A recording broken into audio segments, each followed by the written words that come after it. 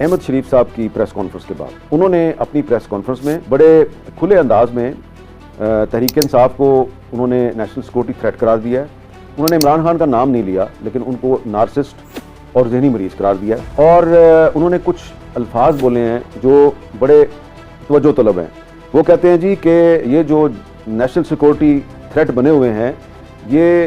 جھوٹ اور فریب کے ذریعے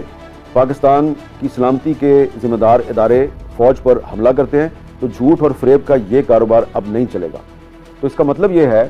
کہ فوج نے اپنا پرسپیکٹو جو ہے وہ پبلکلی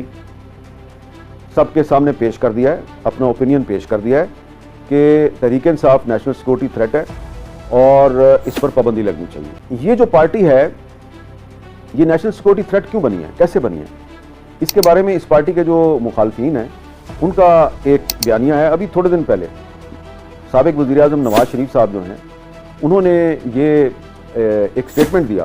کہ عمران خان کو جو لوگ اقتدار میں لے کے آئے ان کا بھی احتساب ہونا چاہیے. تو یہ بات انہوں نے کیوں کی؟ یہ بات انہوں نے اس لیے کی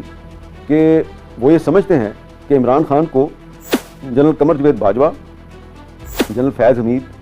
اور بہت سے دیگر جرنیل جو ہیں وہ اقتدار میں لے کے آئے, اور صرف جنرل فیض حمید کا نہیں بلکہ عمران خان کو اقتدار میں لانے والے ان تمام جرنیلوں کا احتساب ہونا چاہیے جنہوں نے کہ سیاست میں کھلی مداخلت کر کے آئین کے آرٹیکل 244 کی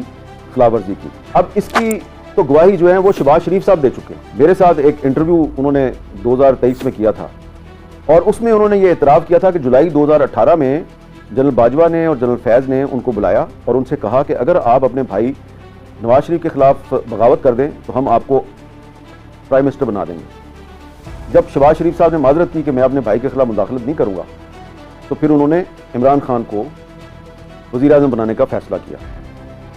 تو شہباز شریف صاحب یہ بات جو ہے یہ پبلکلی بتا چکے ہیں